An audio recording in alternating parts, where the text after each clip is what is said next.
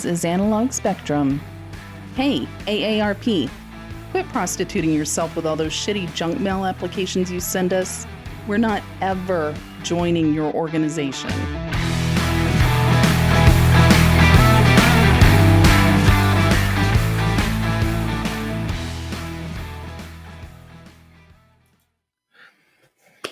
All right, this is Analog Spectrum. This is Tony coming at you. It's morning where the hell we are.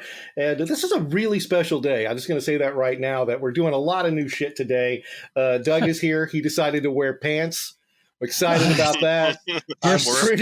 It's a first for everything. We're excited about that. I know. That is literally a first. And I'm more sober than drunk. That's also a pretty big deal. Also a first. Yeah. Also, yeah. It's early, though. It's early. It is. We'll be taking breaks throughout the day. Yeah. And also we have a guest. Mr. Heath is here with us, which is pretty awesome. And we decided to go ahead and record this, put it on video. And so we'll post both a audio podcast and the video podcast. As Doug and I have talked in the past on other podcasts, probably our most popular episodes have been devoted to the Coast Guard. And I know how everybody that's probably listening right now is like, man, I love hearing about corpsmen. I love hearing about cooks. I love hearing about guys. I love hearing about guys avoiding You're responsibility. Pretty good straight face there for a while, Tony. Yeah. The people in Key West and having sex with chickens, that was a topic for a bit. Yeah. But I thought we would expand it, and I think that's a real niche that we can take advantage of. And Heath, who's actually going to be joining us for a few podcasts, he was also in the Coast Guard too, and so I'm hoping, just during this episode, he could tell us about his experiences. He was a boatswain mate, which we've kind of talked about a little bit in the past podcast, and also he had some black hole experience.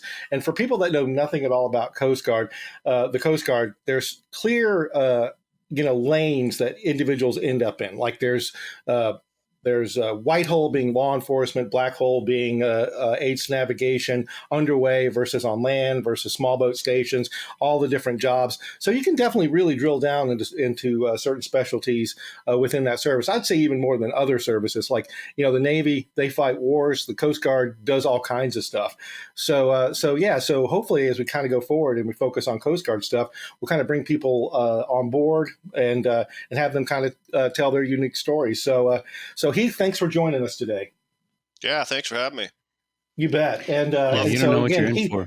Yeah. You don't know. And by the way, I'm going to keep talking. Coast Guard stories. I'm going to keep talking. We'll get to you in about 30 minutes. So, Heath and I are friends. When I was stationed in Seattle, Heath's wife Angie was a reserve corpsman. So we'll probably have her on someday talking about her experiences. But we kind of really wanted to take it in a different direction today about Coast Guard experience. So you're a boatswain. First off, when did you join the Coast Guard? So I was in 91 to 95. All right. So I joined in April 91. Did the Cape May boot camp and got spit out to buoy tender in Hawaii, which was nice. What we got to ask, what company were you in? I know people are gonna be wondering. I was in Gulf 136.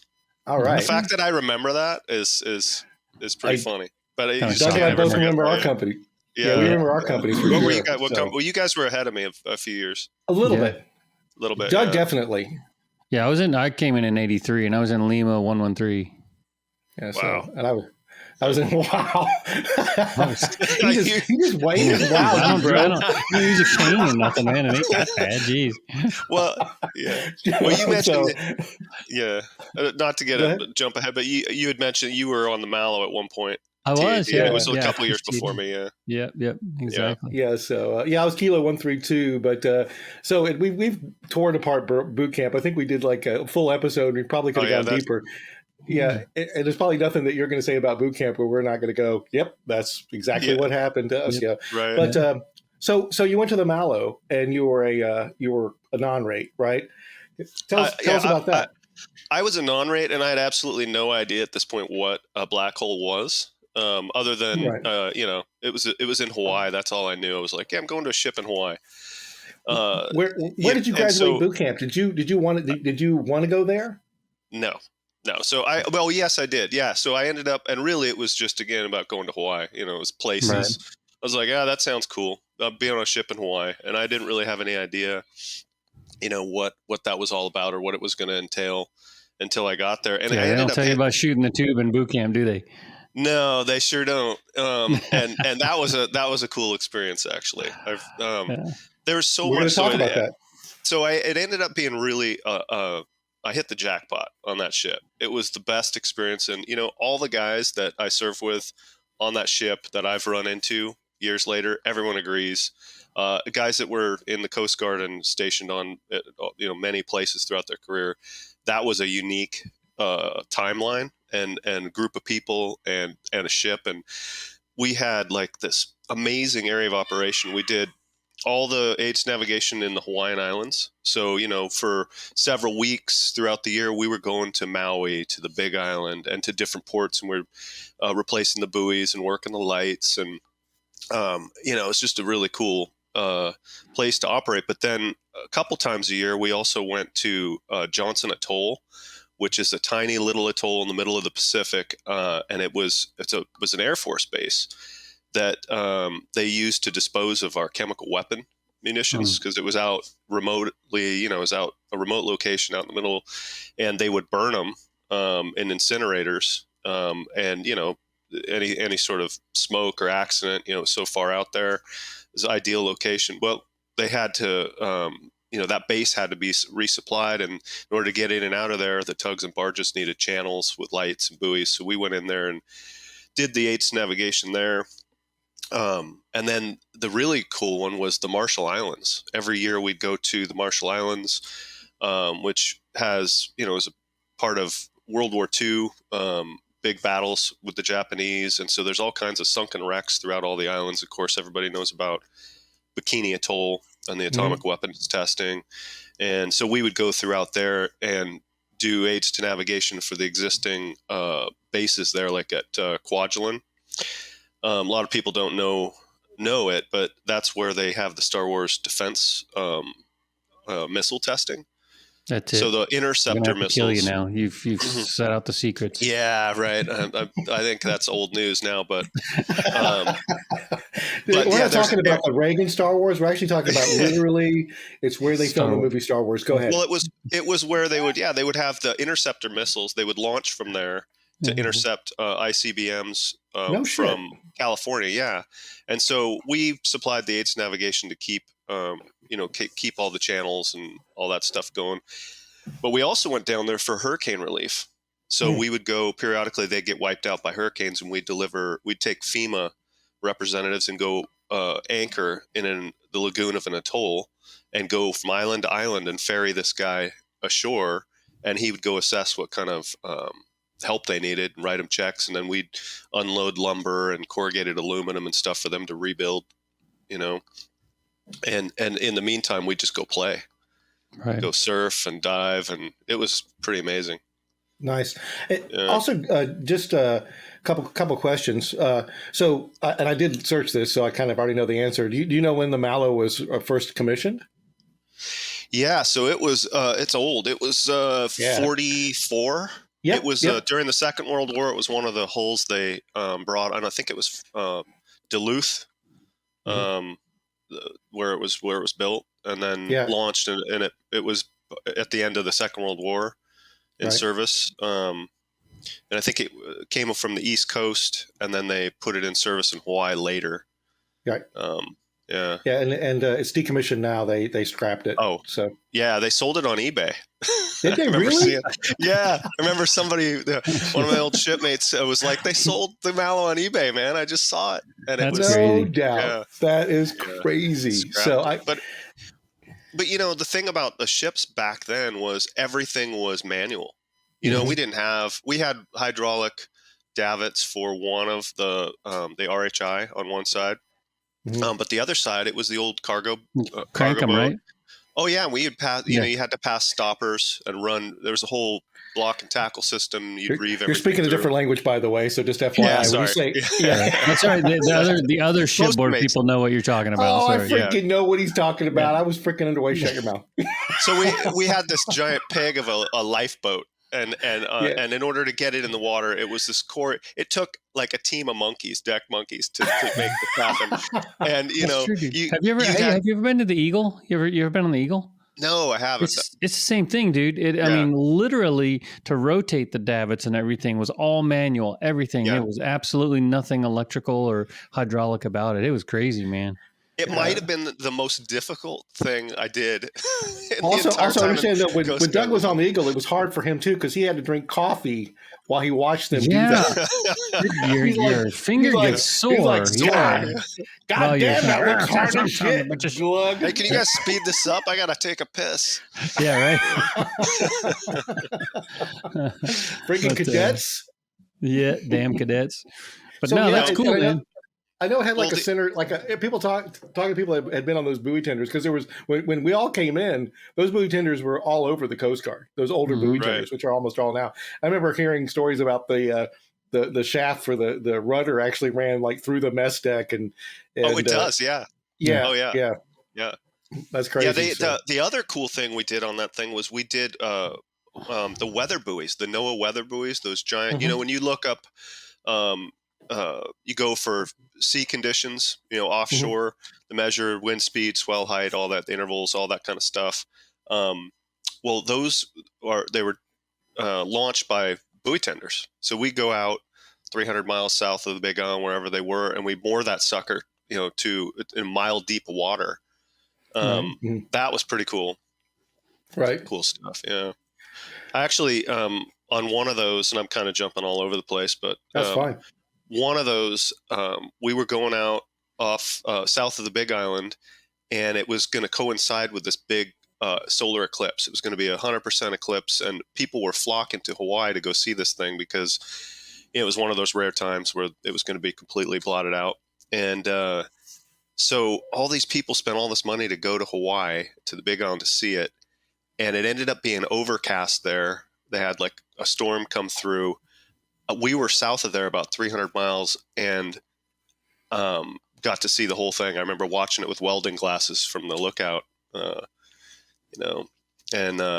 it was kind of funky because as the sun got occluded, all of the fish that were around those buoys, it's like a fish aggregating device. It's like a little ecosystem, small fish and big fish, and everything started coming to the surface, flopping around.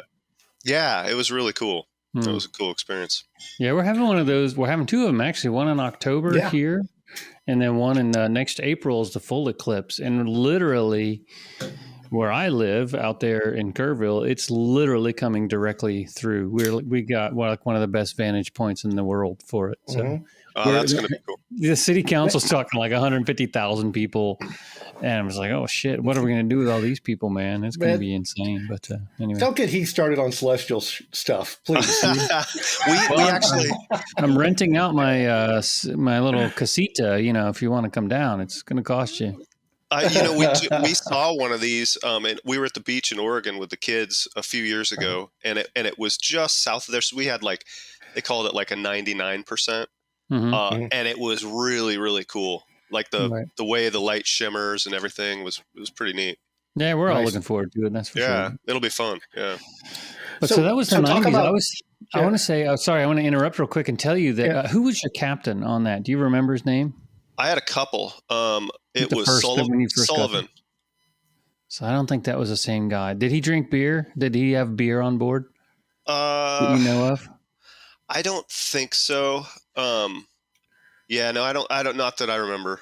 Okay, because the captain, I don't remember his name, but I was on NAVCAM's East Pac, which is a Navy base, and there's a really small Coast Guard communication station, and this is up in the pineapple fields on Oahu, Like an Omega station. Yeah, that kind of deal, right? And the Radio, Coast Guard the Coast Guard had a real small contingent. I want to say like 15 or 20 people there, and so the Navy let them eat chow at the galley, so they provided them with a cook, and that was me. So I was the only coastie in the whole Navy galley. So I was sort of like I don't know, swept away into the Navy without being a Navy guy. Making your own rules too, probably. Pardon? Making your own rules too, I'm sure. Oh yeah. I used to tell the Navy, "Oh yeah, I go to the Coast Guard base for all my inspections and shit," and I tell the Coast Guard, "Oh yeah, man, we do inspections all the time at the Navy." So I got away with. I did the same thing when I was with the Army, man. I did the same shit. It's like murder, but it's like no, we're allowed to wear Hawaiian shirts on Tuesday. So. Yeah, exactly. But anyway, they called me up and they said, "Hell yeah, man, you're interested in going TAD? We got a TAD gig," and I was really getting tired of the Navy at that point, and I'm like, "Where is it?" And they said, "That was the Mallow." I'm like, "Sure, I'll do it." So I jump on board the Mallow, and there was kind of a last minute deal. There was an FS1. I don't remember the guy's name either, but something was going on with him in his personal life, and he couldn't go. So there's only two cooks, me and another guy. So we were on and off the whole time. But what I remember is the captain kept beer in the fridge. That sounds like Sullivan. It could be. Well, yeah. I didn't know. I was TAD, man. I don't know anything. But I used to go down there and drink his beer. And what I would do, it was cheap beer. I don't know, Miller Lite or something like that. And so what I would do is, of course, the cooks had full access to the fridge, right? So I'd go down there and drink a beer, and then I'd slide it back into the little 6-pack holder, and I'd spin it around so the open ones were in the back. And just put a case of lettuce on top of it, I was thinking, hey, man, by the time they discover this shit, I'll be long gone. I'm just here temporary. Yeah, and sure enough, I never got busted. I drank 4 or 5 of those beers and never got busted. Anyway, yeah. So, but that's the trip, and I didn't know this at the time when they called me. But that's the trip that they went out and did their drug bust just before you got there. And all that cool stuff you're talking about doing, we didn't do shit. Yeah. All we did was float, man. I don't know the details because obviously I was, not really in tune with anybody, but they were keeping this one vessel that they were tracking off on the horizon, and they were just following them real slow and just like strategically navigating around, to try to catch him. And then I guess the guy turned towards us and off we went, and the full 7 or 8 knots that the buoy tender can go. The peg. Dude, man. Hold on, boys. Those buoy tenders, man, sunlight hits them and they slow down. Yeah, exactly. We called it the black pig of death. Yeah. So anyway, they launched the RHI and went out and busted this dude, and I got a medal out of the deal as well. So I was literally on board for like 2 weeks, man. Oh, that's well done. Yes. Good timing. So yeah, sheer luck. We busted 0. We had 0 drug busts when I was on there. Yeah. Well, it's a buoy tender, right? Yeah. And for those who don't know, for anybody who's non-Coast Guard people, buoy tenders typically do not do that. They're slow. I mean, you could almost outrun them in a freaking outrigger canoe. Dude, you can outrun them by swimming. Yeah, I think if you get busted by a buoy tender for drug smuggling, you're a very poor drug smuggler. Yeah. They should probably double your sentence. Yeah, for stupidity. Exactly. Yeah, exactly. But yeah, because I about what you just described, Doug. When I was on the Harriet Lane, and as far as law enforcement, that is all we did. Every night you would find some boat, and you'd be like, and you'd be stalking it, and in retrospect, it was so just cringy because it's kind of like, okay, it's like that Living Color skit, call me Squirrel, whatever. Dickie Peterson, that's his name. Yeah, exactly. Mom, is that you? Dickie, come home. Yeah, I gotta remember that. Yeah, Sorry. Exactly. But so at the time when you're doing it though, you felt pretty badass, right? You did. Were like, I was never involved in that stuff. I always felt like there was like 4 people that were really into it, and that was like the navigator and the officer on deck, and there was a gunner's mate who was pretty charged up. Yeah. There were 2 different kinds of gunner's mates. There's the kinds that were like leaned real hard into law enforcement, and the other kind that were like, I chose the wrong rate. You know what I mean? They're just kind of like, I don't know why I'm doing this. But no, you're right. Like when you would pull up on a boat, you got a chance to like hit the whatever ship you were stalking with all the lights, you felt like you were flashing the badge and you were super badass. But like I said, in hindsight, it's just That one moment is cool. Yeah. It is kind of funny too. I don't know if you guys have had this experience, but being boarded when you're on a boat doing something and getting boarded by the Coast Guard and seeing it from the other side. Having been a boarding officer and done a bunch of boardings and all that kind of stuff when I was at the station. Angie and I were in Puerto Rico. We were going on a dive charter off to Seychelles Island, which is just a little bit south. It's like an hour boat ride south. We finished our snorkeling, diving, and we were on our way back, and the weather was kind of snotty. And so the boat, and there's a lot of people on this charter that weren't very accustomed to that. And so they were kind of seasick. And we get boarded by the Coast Guard. So they slow us down, and they got to kill the engines, and we're just sitting there slogging. Bobbing around.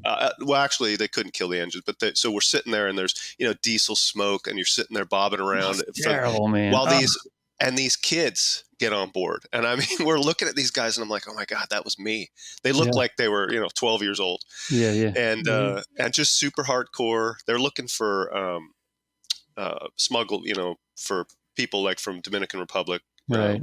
Coming in, immigrant. Human trafficking, yeah. Exactly, that kind of thing. But it was just kind of interesting to see it from the other perspective, Did you tell them that you were ex-coasting? No, we didn't bring it up. I just kind of Angie and I were talking about it. I'm like, this was, and of course, it's a major pain in the ass, inconvenience for everybody. Yes. And all these people were like, good Lord, can we go? And it took like 45 minutes or so. We're paying money to go out on this thing and have a good time. And this was not ideal. And I don't know how many times. For your safety. Yeah, right. Yeah. I appreciated it. I felt a lot safer. Thank you for all that you do. Yes, exactly. Hey man, we boarded a senator somewhere off the coast of California. I don't even know who this dude was because I couldn't care less at the time. We boarded a senator off the coast of California. Beautiful, beautiful sailboat, and we had to take his freaking dog ashore to take a crap, man. So there's two sides to all of that, Take my poodle to the beach so he can take a dump. Yes, Senator. Saving poodles' lives. Yeah. Dude, I got so many jokes in my head right salary? Now. What the shit, man? Yeah. Anyway. Oh my gosh. And you got a medal for that too. It's a little brown thing on my it's got like the little turd emoji on it. Yes. With two bronze stars.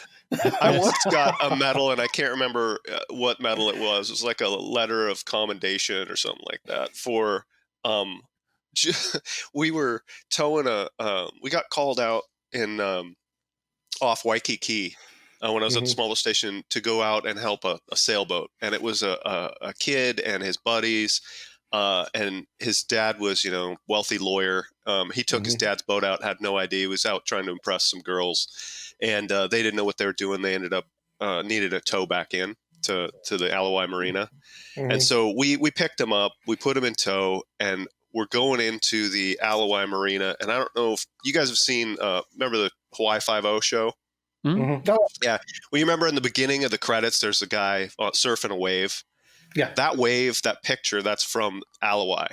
And that's a little spot called Ala Moana. And as you're going into the Alawai Marina, that wave breaks right into the channel.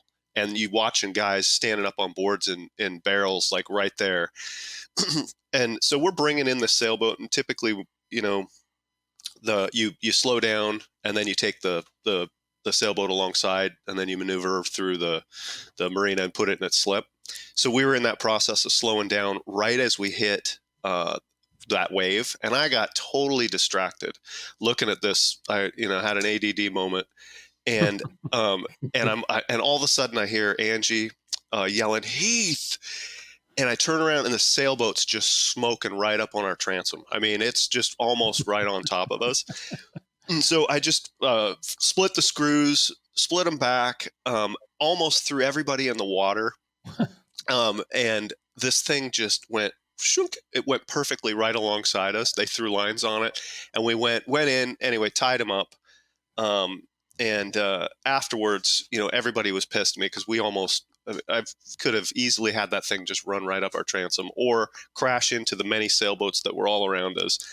Anyway, it was a debacle. It was horrible. But from the perspective of the people we were towing in, they thought it was like super smooth, and that was the way cool it was maneuver, supposed to be done. Heath. Right? Exactly. So they wrote a letter. This kid wrote a letter to our command and complimenting our crew and how we did this whole thing. And I got called up in front and got this whatever it was, letter of commendation. And I was sitting, and I could, as they brought me up to pin this thing on me, I'm looking over at Leva and Angie, who were on the crew that day, and they're both just looking at me, shaking their heads like we were there, Lucky dude. bastard. We know, yeah, exactly. We know how Were you lucky the I only one was. that got it? Were you the only one that got a accommodation? I for it? think, I think so. I think because I was the coxswain. Dude. Yeah, I know. Well, it was horrible.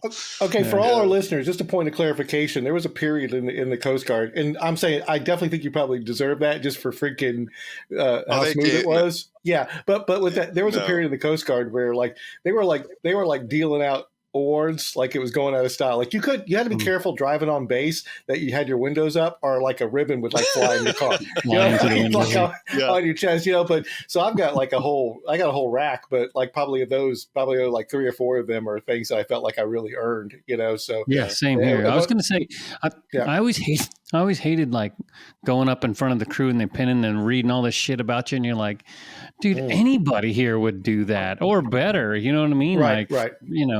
Yeah, I was hating that shit. It sounded like the chat AI came up with the description of what you did. They read the paragraph. And it was this big flowery. It sounded like you should be elected president or something. Yeah, exactly. There's going to be a bunch of commanding officers and XOs out there. They're going to be writing awards using that Chat GPT.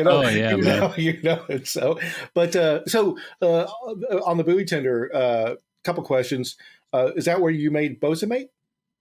Yeah, I struck bosun mate. Yeah. Before we talk about that, and also, can you kind of maybe, for people that don't know a whole lot about the Coast Guard, as far as pulling buoys out of the water, like you said, shooting the tube, pulling the sinker out, dropping it, maybe just kind of a quick couple maybe stories about that, because I always knew that was something that was kind of cool. Yeah, it actually was a pretty cool operation. So you to service the buoys, you'd have to pull them out of the water, and then they're moored to to the bottom with a sinker, which is basically a big block of concrete with a metal attachment and a swivel and chain and a bridle that connects to the buoy. And then you got to pull the buoy out and scrape all the growth that grows on it. You have to inspect the chain and measure the diameter to see the wear, because as it's moving with the tides and the surf, it kind of wears on the mooring on the chain. And then you'd cut those pieces of chain out, replace them, paint the buoy, replace the battery, replace the lights. So in order to do that, you had to get the buoy on deck. So we'd go up and you'd throw a line over the cage of the buoy, and then you'd hook the ship's crane into the side of it and pull it up onto the deck. And then you'd have to pull all the chain up with the mooring. And then you had a bunch of guys on the bridge wings and back then everything was done old school, so they're sitting up there measuring angles, and they're trying to find the location where it's to put it back on station. And then you'd hit mark, and you'd release the sinker, and all the chain would drop off the deck, and the buoy would be set free in its spot. Yeah. So if anybody has never, right? Yeah, if anybody has never seen that, just look it up. I'm sure there's got to be a video on YouTube, setting a buoy in place, old school style. That's some dangerous shit, man. Oh, it was. It's literally. I mean, that chain. What's the gauge of that chain? Oh, it's like half inch or thicker. Thicker. Yeah, 3/4. Yeah, 3/4. Yeah, and it would be. We'd fake it out. You had a chain stopper, so the chain link would go through the stopper and it'd be connected to the sinker, and the sinker would be hanging over the side. And those things are let's just say 5,000 pounds, right? Yeah, they're tons. They're huge. Yeah, and it's a couple tons. Let me interrupt just for a second, because Heath is kind of telling the story you take the bread, you put it in the toaster, and you push it down. This is some shit when you see it, okay? It was then you pull it out, you put butter on it, and then maybe. Well, I didn't want to get too into the, So go ahead. Yeah. Go crazy, bro. So you got this giant. Crazy shit. you got the giant sinker, and then the chain. It's giant. It's giant. Yeah. The chain goes through a chain stopper, and then we'd fake that chain out, which faking it out means just basically kind of zigzagging it back and forth. And you had another big chain. It was called a bull chain that you would then tie little square knots of marlin line into the bight of the mooring chain. And that was to slow it down so that when you released that, 5,000 pound sinker and all that chain was being pulled off, it would slow it down just enough so that the whole thing wouldn't fly all over the place. Yeah. Yeah. So if you can imagine dropping, let's just to kind of try to put it into perspective for people. If you can imagine dropping like one of those 55-gallon drum that's attached to chain off of your roof, right? And you can imagine it's going to, as it starts to pick up speed, the curve that goes over is going to like lift all of that chain, and it will literally start to fly up in the air. Yeah.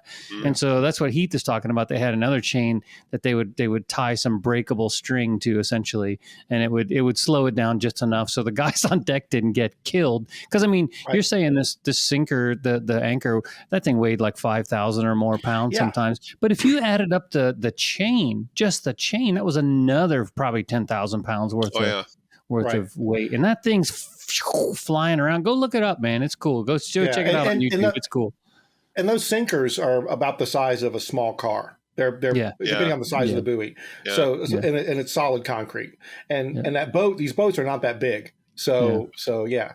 Yeah, go check it out, man. It's kind of a cool. Sorry. Yeah. No, it's a cool. It was a great. It was super fun. Yeah, tell us about shooting the tube. Shooting the tube, baby. Now, when you guys are talking about shooting the tube, what are you guys talking about?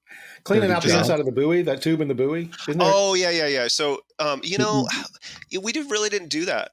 You went in. You would go in. The batteries were in the inside. Right. And that was really the only time you went in there, but you didn't really. Yeah, that wasn't something we did really. Go ahead, do it on Dirty Jobs. What's his name? Remember that? Mike Rowe. Mike Rowe. Yeah. Maybe they're just fucking with him. Could be. That's a possibility. No. Yeah, because going in. People? Yeah, right. No, but the weather buoy that I was talking about before, those NOAA ones. Those were super cool because they're literally moored to the ocean floor with an old style anchor, but like a gigantic old style anchor, which probably weighed, I don't know, 10,000 pounds, something like that. I mean, they're super heavy. And then it would be, a mile's worth of polypropylene line that was like 3 or 4 inches thick that we would fake out over the whole length of the ship. And when we released that thing, I mean, that's how, it would be like 3 or 4 feet high. And then when we released it, it would go out the stern from the towing chock. And that was crazy to watch. I bet. Man. Yeah. So you struck boats and make it on there, right? And how'd that go? Yeah. So it's like the ideal. That's pretty much the best place. If you wanted to be a bosun mate, you're starting out on a buoy tender. That was the ideal place to do it because you did everything. Right. You did. Tell people what a bosun mate is exactly. What is a bosun mate? So bosun mates are they do everything. That was a softball, Tony. Sorry, man. That was a softball. And they do everything. I'm expecting a Nobel Peace Prize for not commenting right now. So they were the seam. They're like the seaman. I hate the fact that we're on video, man, because I would be freaking. Go ahead. Sorry, Keith. Heath. This is what I put up with. This is the shit I put up with, bro. Yeah, you have no idea. I didn't even started, man. We did. You do a lot of chipping and painting. Basically, you take a ship that was built in the 1940s. And you can imagine how rusty this ship is now in 1990s. And you try to make it look good. And so you'd literally needle gun and scrape down a bulkhead. And then like a week later, you'd be needle gunning and scraping down that same bulkhead, and you do. Yeah. Do you ever needle gun through the hole? Do you ever actually? No, thankfully no. But but yeah, so I can't remember how many hours of like just chipping and painting. A lot of chipping and painting, but we also did a lot of the things that are fun. You know, we were the guys who launched the boats and went out and drove the small boats, and so we got any operation that went away from the boat, that was us. Like when we were out in the Marshall Islands doing hurricane relief, and we were taking these FEMA representatives, that we would be the ones running the small boats into the beach and beaching the boats and getting all the stuff off of them and loading them back up on the ship. So, I mean, all the kind of, I always thought of that as the fun part. Yeah, no doubt. I talked about during when I was talking about when I was a non-rate, because I'd already put my name on a school list for core school. And so I was the one that did most of chipping and painting, and all the individuals on board that were striking boatsmates were they were the guys that were like small, running, driving the small boats, doing the boardings, and working, doing a whole lot more law enforcement and so forth. So as soon as you said on a boat, if you're a part of deck force, you said and you were a non-rate, you said I'm striking boatsmate, you were suddenly just elevated into this place. And also, so everybody understands, a boatsmate, at least at the time, for a person that was active duty, not reserve, you had to strike it. You couldn't go to there was school. There was no school, yeah. Yeah, no school, right? So that I know of. OJT, baby. That's what striking means for those who don't know. Yeah, on the job training. Yeah. So. And it was a good way. And if you, like for you guys, you want to be a corpsman, there's a lot of people who, it's a big queue of people waiting for that school, right? So you guys would have to maybe sit on a ship for a year until you got to go to that A school. Right. And for schmucks like me, it was like you were just boom, let's just go. I'm gonna just do it. Get after it. Yeah. So before we moved to the station, so how long did it take you to strike? How long were you on the boat before you were? I was there for like a year. Well, I was on the boat for 2 years. Your 2-year deal, and I made bosun mate probably 6 months before I left and went to the small boat station. So it took me a year and a half, I guess. Yeah. And anything else crazy happen on that boat, or any on the Mallow? Yeah. We had I was telling you guys about going to Johnson Atoll and where they did the chemical weapons. So when we'd pull up alongside there, you'd be met with a van and a bunch of guys that come out, and before you could go ashore, first of all, the only thing there to go ashore for was a bar. And so, but we were all pretty keen to get after it at the bar. So everybody wanted to go ashore. So the first thing you had to do in order to be allowed liberty was to go and get fitted for a gas mask. And they'd put you in there, and they'd put a bunch of banana smelling stuff around. They'd fit you for a gas mask, and then they'd hand you a bag full of atropine. And they gave you a little coded signal deal that you'd have to reference. If you hear this amount of whistles or whatever, that means we got a leak, and you got to mask up and atropine yourself in the leg. So nice. We get off the ship, and you want to go drinking at the bar. You'd have to take your gas mask and your atropine kit. Nice. And go. Yeah, it was pretty hilarious. And we went. We almost got thrown off. One year we went there, and a bunch of guys ran amok, had a bunch of beers at the bar. And then they were wandering back, and they found this swimming pool. And so they're like, hey, let's go swimming. And this is like, of course, 10, on the way back, shit faced 2 a.m. kind of thing, back to the boat. And they go jumping in this pool. There's only one pool on the island, and it's at the colonel's house. So they don't know it, but unwittingly, these guys jump into the colonel's pool. They're making all kinds of noise, and they get run out of there. The next morning, we all get called up to muster, and the captain's in his, dress uniform. He's had breakfast at the colonel's house, and the colonel's basically threatened to throw us off and make us anchor out, not give us access to the island. That was pretty fun. Yeah. Man, and that same morning, the guy in the rack across from me, he had been out at this bar, and he and I think it was like the SK one had like a 6-pack of beer, and they were coming back on the boat. They're like, well, we can't take this on the boat with us, so let's just shotgun these before we go on board. So they shotgun a 6-pack of beer. He goes to bed. Next morning, he's late for muster. They go down there, and the berthing area just smells like piss, right? And so it turns out he had just pissed his rack, He got drunk, passed out, Jesus. pissed his rack, and so what was his name again? First and last, please. Yeah, social. Oh, it was so funny. So the whole boat knew about it, right? And they called him up, and we had this super hardcore MK2 that was the master at arms, and he just lit into him and embarrassed the shit out of him, and made him pull out his rack and mattress and wash it out on the buoy deck. And as we're all working, and it was, oh my God, it was so funny, man. Yeah. Dude, man. Well, those are the days, huh? It's funny because back then, the hazing, the amount of hazing that went on, like we did the initiation for crossing the date line and the equator on that ship, and I mean, the hazing leading up to it. I mean, from the day you reported onto the ship, it was like, oh, we got a swag, we got swags, boys, and they just fucked with you mercilessly for the whole time until you finally went through the initiation, right? Right. And there's some of the guys just got super into it, like way too into it. Yeah. Because when I did my initiation when I was on the icebreaker, and I was going to say you did the date line, right, Tony? Yeah, I did the date line, and I did the X, and I did the equator. Yeah, and also we did the and then we did the I also did the I forget what it is, not the blue nose, but the emperor penguin or something like that when I was in Antarctica. But that's cool. Yeah, but the thing about crossing the like you said, that equatorial crossing is epic. So I met the boat in Hawaii, and did you do the date line at the equator? Yep. The X. Yep.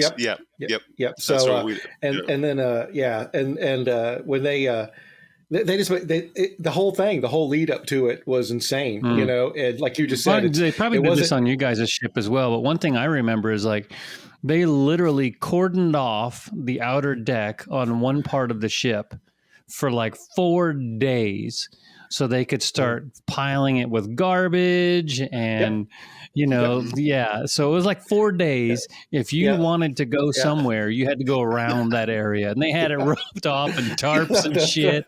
Yeah, it was head shaving and all that bullshit. We were fishing. We were fishing, trolling, and we'd stop to catch fish, and they were dumping that shit into the forepeak. And storing it and letting it rot and get nice and juicy, and then all the garbage in there. Oh yeah, that was nasty. Yeah, it was nasty. Yeah. So whose idea was that to start with anyway? Like Jesus, I don't know, man. It probably goes back to nautical tradition. Yeah, I guess. But well, and also like I remember like when this was it was 2000. I went through it 2004 or something, and I thought, how bad could it really be? But you learn pretty quickly that it's pretty freaking bad. Pretty bad. They actually would let people opt out, and there were people that opted out, but I think they probably regretted it afterwards because you don't because you want to be part of it. That wasn't an option when I was there. But I think 3 people opted out. 3 people. Everybody else was on board. I definitely was on board. So but I remember I saw some.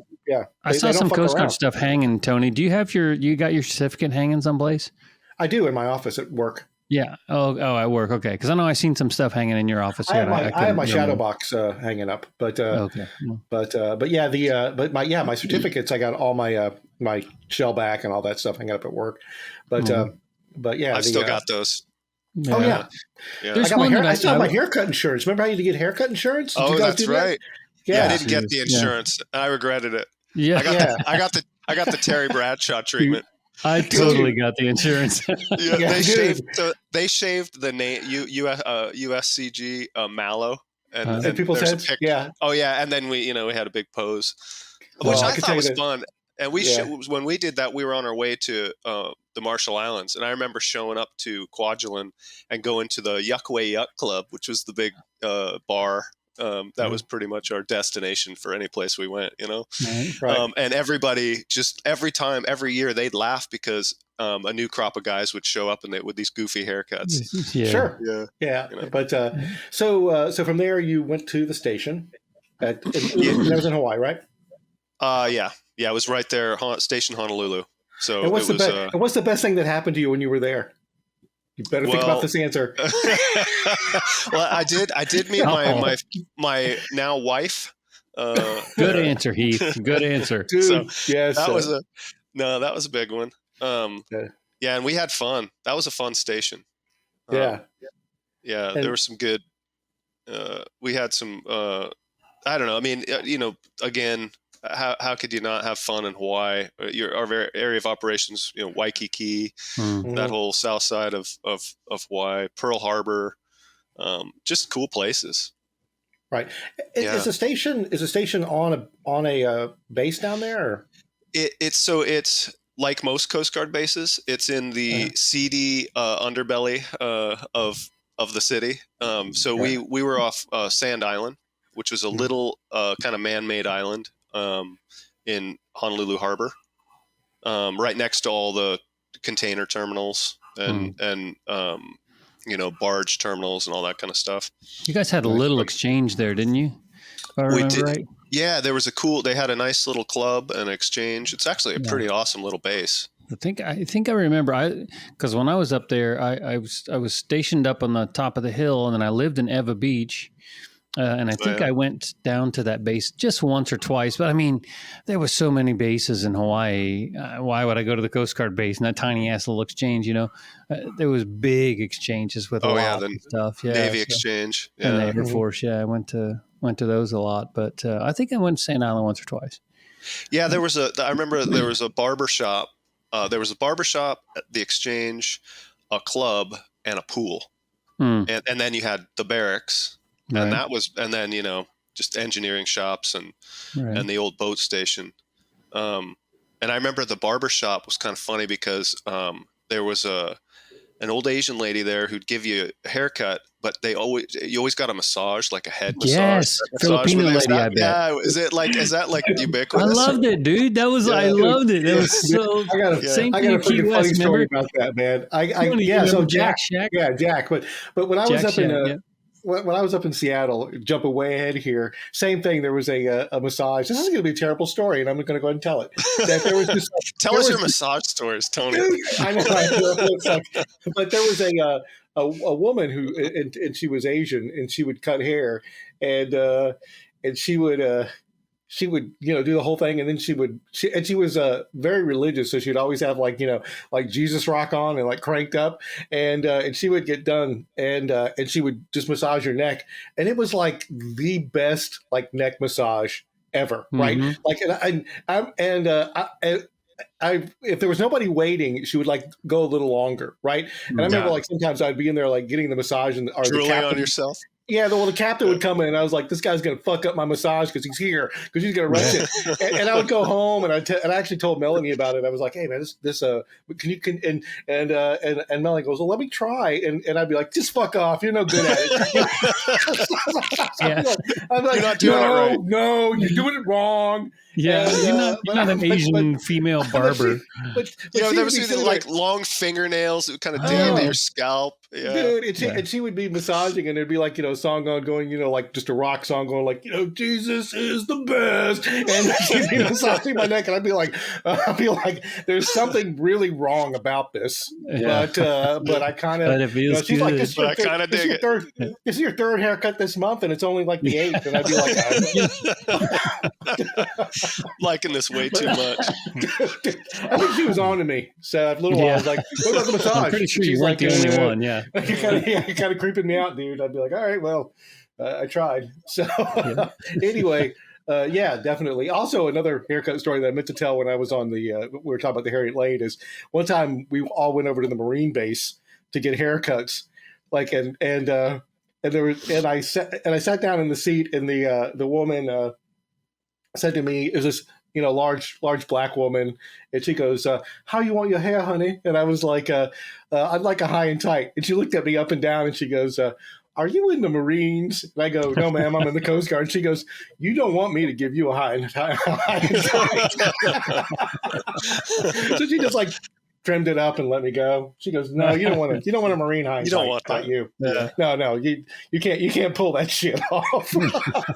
Yeah, I remember the Marines looked upon us with derision. They did, and they deservedly so. I remember doing those, where you get all the different branches of the service would set up like their little wares, and it was for affairs for people looking at the military. And so you'd always had, and we'd always, you'd end up next to a bunch of Marine Corps guys, and they were, their uniforms were perfect. Their stuff was tight, everything. And we had a boat and some disheveled uniforms. Yeah. Half time your shirt wasn't tucked in. Oh yeah, had primer on it. Oh yeah. I had paint stains, and I'm looking across at these guys, and I'm like, wow, those guys are way more squared away than we are. And they just look at you, and they like, look at these.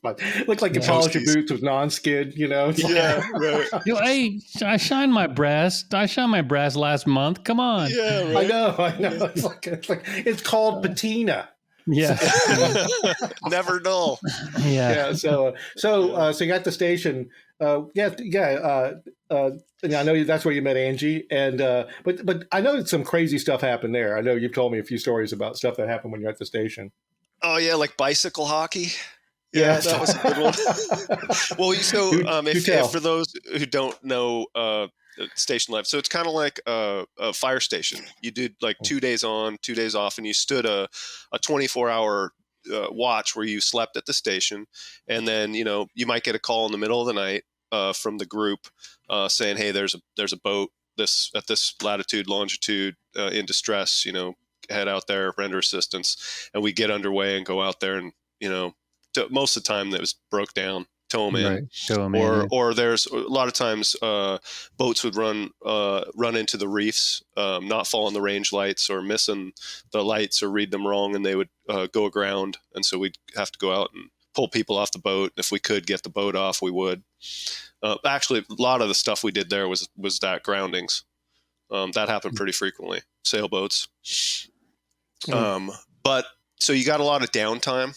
On these weekend duties days where you're just most of the rest of the base is off, and things are kind of quiet. And we had on the base, to get around, everybody's got these goofy bicycles, and so we started playing hockey with broomsticks. We'd get broomsticks and we'd ride around on the bikes, and we played hockey in this little alleyway outside the station. And we've been doing this for a while, and it was getting kind of competitive to where, guys would drive in the broomstick into the front spokes, and you'd have guys going over the handlebars, and it was getting a little bit aggressive.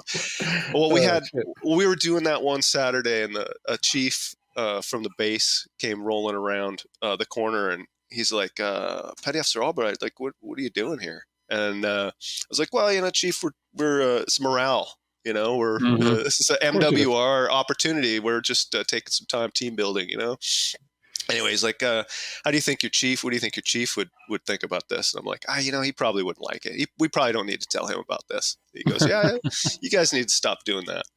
So that was the end of that, but that was fun. It's amazing the shit you used to get up to, huh? When nobody was looking, so to speak. Yeah. Oh yeah, but it was fun. Yeah. Yeah, because you're so bored, man. That's the part that nobody ever talks about.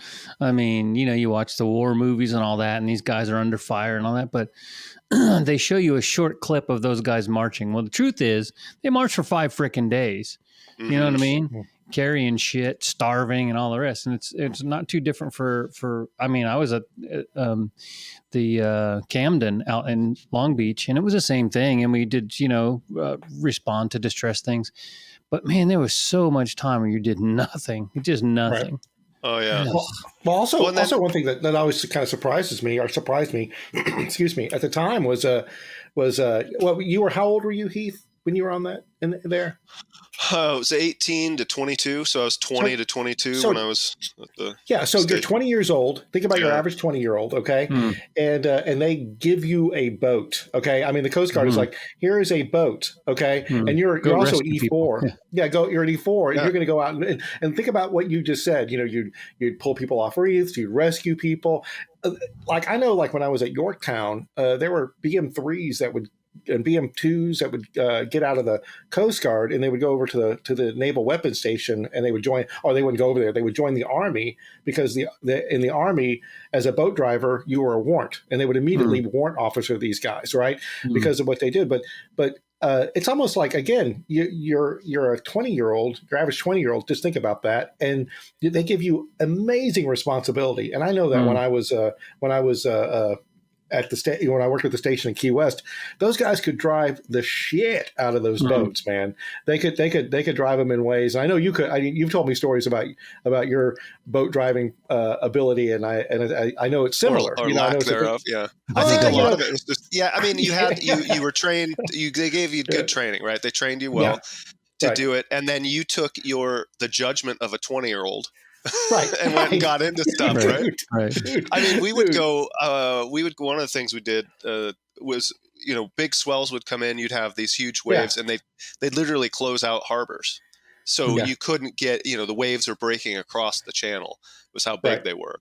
And so we'd ride in on the backs of those waves to get into the harbors as they're breaking. You just kind of go in on the back of them, and then we'd spin around and we'd punch it and jump waves basically for entertainment, because we're bored, like you're saying. I mean, there's something to do. You're bored and you're 20. You're bored and you're 20. Yeah, exactly. And you got this $1 million boat and you're just out there, and you were all the fuel's paid for, all the maintenance. It was Dude, I interview a lot of people. I interview a lot of people in my job, and I can tell you, most 20-year-olds that I meet can't even barely spell their names nowadays. So it is kind of. Doesn't Angie tell a story where you almost killed her? Yeah, I think I did that a few times. We did one day. There was like a really, really big swell. 20-foot waves on the, which was kind of unusual for that side of the island. And we rode into Hickam Harbor, which was the Air Force base right off the airport, right by Pearl Harbor there.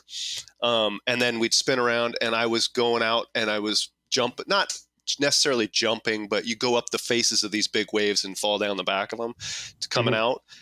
And a freak superset came in, and we got caught in kind of no man's land. It was I had to keep going. And so I had the RHI pegged, 45 knots or whatever that thing would go, racing out there.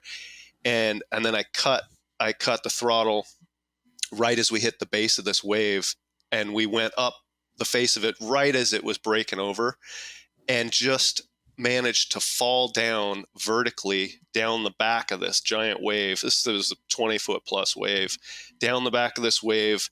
And Angie said she was sitting holding on, and she was debating whether to jump off because she thought we were going to pitch pull and go backwards. And she held on, and we landed right on the transom. And there was this moment where time just suspended. It felt like forever, where we're like, which way are we going to go? Yeah. Right. And then it just fell forward, and we got out of there. And everybody, there's just a kind of a moment of silence, and everybody was sort of quietly shitting their pants. Yeah, me included. And the engineer they put with me was an older guy who'd been at the motor lifeboat station in Ilwaco, and so he'd been on the self-riding boats and everything, and seen lots of surf. And he turned to me and he's like, "Yeah, I don't think we need to do that anymore today." Yeah. I'm like, yeah, I think you're right, buddy. Yeah, agreed. That was close. I mean, we almost head back in right now. I think they're serving lunch. Yeah, right. So yeah, that was kind of a moment. So when did you ever think about staying in, or did you know you were going to get out? I kind of being going in literally right after high school. I mean, I joined maybe 6 months after I graduated high school. And I circulating with guys who were a little older and have been to college and stuff. I realized that was something I wanted to do. And so I just had it hell bent in my mind. I wanted to go to school. And so I got out. And I was a little bit, the military, wearing a uniform, telling me where I had to live, that kind of thing. I sort of just wanted to break away from that. And go to school. So that's why I got out. And in hindsight, I kind of wish I would have stayed in. It would have been pretty good. I mean, the life you lived was a pretty good one. Yeah. But as a 22-year-old, I was just done with it. Yeah. What do you know? Yeah. Exactly. Yeah. Well, I think at that age, and Doug and I have talked about this, that that could have gone either way. For both of us, stayed into retirement, but it could have gone either way at 4 years. Really could have. I contemplated. I tell you what, this is to the Coast Guard or the military's credit. I got a decent reenlistment bonus. That's the reason I stayed in. And after that, I had enough time in when I thought, well, shit, it'd be kind of stupid to get out now, because I'm over the hump. You Right. hit that 12-year mark, and it's like, are you kidding me? Like the rest is because you're getting higher in rank, more responsibility, less actual shitty jobs that you do, Right. and your pay's getting better, and it's just like, I might as well stick it out. How glad are you guys that you made that choice? Oh, now? Glad. Yeah, Hell I mean, yeah. Right. I will tell you this: September this year will be 20 years that I've been out. So I will have been out as long as I was in September this year. Right. And That's amazing. So, yeah. I will tell you that I think you did it the right way. I mean, I think that Doug and I did it the right way, and you did it the right way. Either do 4 or 5 and get out, or do 20. If you start going over like, if you go over like 4, if you like if you do double enlistments where you're like 7, 8 years, I do not understand why people get out at like 7, 8 years, because all you got is another 10, 11 years, 12 years, and you get that retirement. Yeah. Right. And that's huge. Yeah. Angie retired as a reservist, but there's some people. I'm going to tell you, Tony. I met a guy. This is quick but funny story. Oh, go. I was at Home Depot the other day. I'm doing all this work on my house, and I bought one of those threshold things. It's like, I don't know, it's like 6 feet long. And you cut it, and then you put it on your new floor across the threshold, right? Anyway, so I'm walking out to the truck, and there was an old guy on the other side of the parking lot, and he had an old beat up white van, and he's like, I have to interrupt you for a second. I got to interrupt you for a second. Thanks for explaining what a threshold is. Go ahead. Well, it's for your benefit, because you're dude. I owe you that from like 3 podcasts ago. I owe you that from like 3 podcasts ago. So anyway, I wanted our viewers to understand. Yeah. Pull up here. It said I'm going to pull up a vision. Anyway, so I'm walking across the parking lot. This old dude comes over. He's in a van. He goes, "Hey man, you got a tape measure?" I'm like, "No, I'm sorry, I don't have any tools with me." He says, "Man, I'm trying to buy a rug in there. I want to make sure it fits in my van." I'm like, "Yeah, no, sorry." And then I thought, "Hey, wait a second. I got this thing, and I know it's 72 inches long, so let's check it." And he goes, "Yeah, the rug, the rug." Tony, you're 12 sometimes. That's why we love you. But anyway, so I'm like, "Hey, let's check it out. You can measure it this with this is 72." And he's, "Yeah, the rug I want to buy is 80 inches." So he opens up the back of the van, and I put this thing into trying to just gauge, a little bit of a gauge. And there I see a Coast Guard hat. Coast Guard retired, old blue with the gold stitching. Yeah. And I was like, "Oh, you're a coastie, huh? You can figure it out." And he goes, "Oh, yeah." And then so we started talking. Next thing you know, he's one of the guys, and this is where I was going with the story. He's one of the guys. He did 26, and he said if they would have let me stay in longer, I would have, because he was one of them die-hard, wants to stay in forever guys. And I knew those guys when I was in. They only retire when they're forced out, and that was never me. I was 20 and out, but there are people that they like it that much, man. Well, it's pretty good living.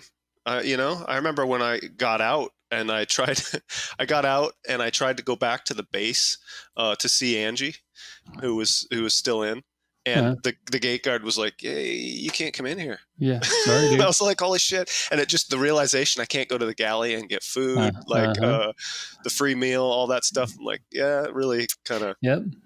Yeah, that's funny because once you see both sides, then you can see like it actually was pretty good. But when you're stuck in it and you can only see that, it's like sometimes it gets pretty disheartening. It's a tough life. But for you guys, I feel like you guys could kind of determine where you wanted to go next for the most part, or were you guys? No. Or did you? No, I mean, didn't you get picks? You get like 3. They call it a wish list for a reason. Yeah. Okay. Yeah. So they put you where they. Also, the higher up you get, that starts to get funneled down to like narrows, I could like what Doug was talking about as far as like staying in for like as long as possible. I could kind of see myself in that situation because I've always said the Coast Guard is a very, very comfortable trap, right? Like once you're kind of in it and they're feeding you or they're paying your bills and all that kind of stuff, or giving you money to pay your bills, and promotion is somewhat of I don't want to say guarantee, but if you do what percentage you need to, you're going to promote. But I knew that the reason I got out was I knew the day was coming where I was going to have to get out and an opportunity presented itself, and the stars kind of lined up, right?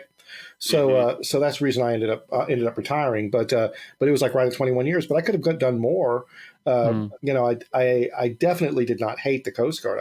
I really liked being in. So But yeah, then that's why we're doing these podcasts, really. So Yeah. But, it's kind of funny because when you're 18 to 22 or whatever, and you're doing these amazing things, you're in these amazing places. My thought at that time was, oh, this is just what it's going to be like. Yeah. And now I look back at those experiences and I realize how incredible they were. Life changing. Right. They'll never, and that period of time, I look back on as the best time of my life. Yeah. And so it's kind of funny how I wanted that to end in some way, and yet, because you don't know, right? You didn't get to see the other side. Yeah. Yeah. Well, it's funny the stuff you that we mentioned do as well, like that other people they have no idea. They will never experience things like that. Like I tell people that I've circumnavigated. We started in California, went all the way around, and Is that came the back. Eagle? No, that was on the Boatwell, my last tour. Okay. Yeah, but there's so many. I mean, how many people in the world really seriously have done that? Very, very, very, very few. Were you on the Boatwell when they did the Princeton Dam? No. Rescue? Wasn't that? Okay. No. Yeah. I thank my lucky stars have missed all. That was in Alaska, right? Yeah. Yeah. I missed all the Alaska trips. I was on the Boutwell for 2.5 years, and I was on the Venturous for 3 years, and both of those out of California. Neither one of them I did any Alaska trips on, and I'm very happy for that.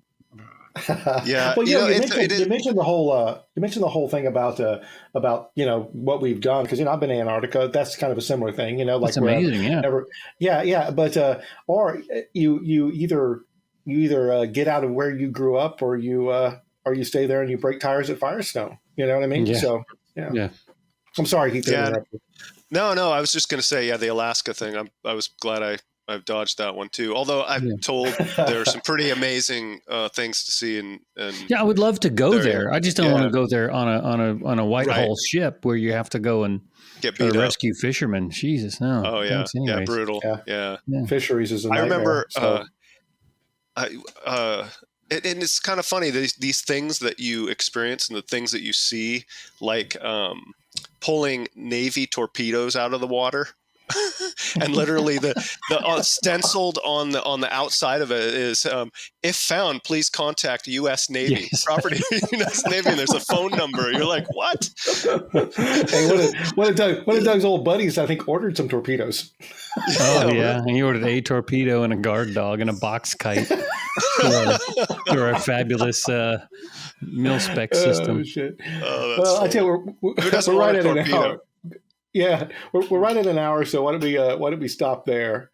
So everybody, thank you very much for listening. Unless anybody else has got anything else to say, I don't want to stop this conversation because we can always make it a two-parter. I'd say, no. Tony's 12. That's good enough. That's all I was going to say. It's mentally 12. All right. Well, thank you everybody for listening. This has been Analog Spectrum, and we'll talk to you. Oh, and Heath will be here for the next podcast, so that's pretty freaking cool. Sticking around. We'll see. Sticking around. No more. All right. We'll see you next time. See you. See you. Cue the outro music.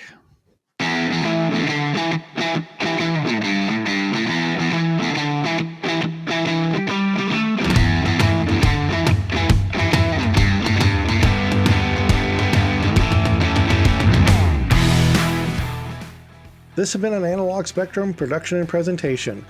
Guess what? And if you're watching this on YouTube, you already know this. But guess what? We're on YouTube now. How cool is that? I mean, lots of people are on YouTube, but still, it's kind of cool. So how cool is that?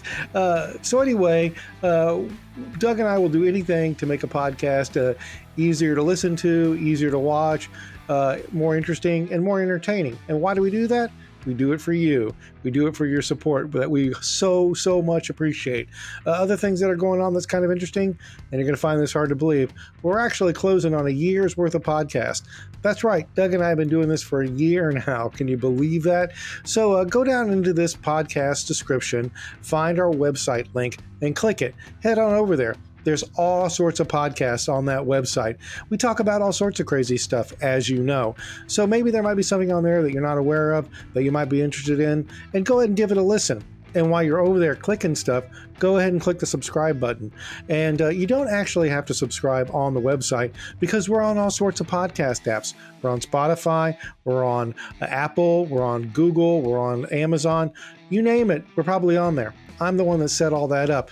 And while it was a bit of a pain, it was fun and totally worth it. So other things you can do while you're over there clicking around, go ahead and click the like button and go ahead and share the podcast. Both those things, sharing and liking it, sharing it with your friends and family, that's not a huge effort on your part, at least I hope it isn't, but it pays huge dividends for us. And finally, if you would like, you can contact us, Doug or I, at analogspectrum@gmail.com. Maybe you just want to say hi. Maybe you want to show your support. Maybe you got some constructive criticism. Maybe you got a show idea. All that stuff would be great. Or you know what? If you feel like being a guest, go ahead and give us an email. We'll give you a platform so you can share your story. Maybe. Okay. Let's be clear. You know, if you got to say something that we don't want you to say or we don't want to use our platform, I'm not going to let you. But let's hash it out. Okay. And next thing you know, you can spend a little time with Doug and I shooting a breeze in our virtual space. I love that idea. So finally, that's all I have. That's all I have to say. Thanks again for everything. And I promise it's only going to get better from here.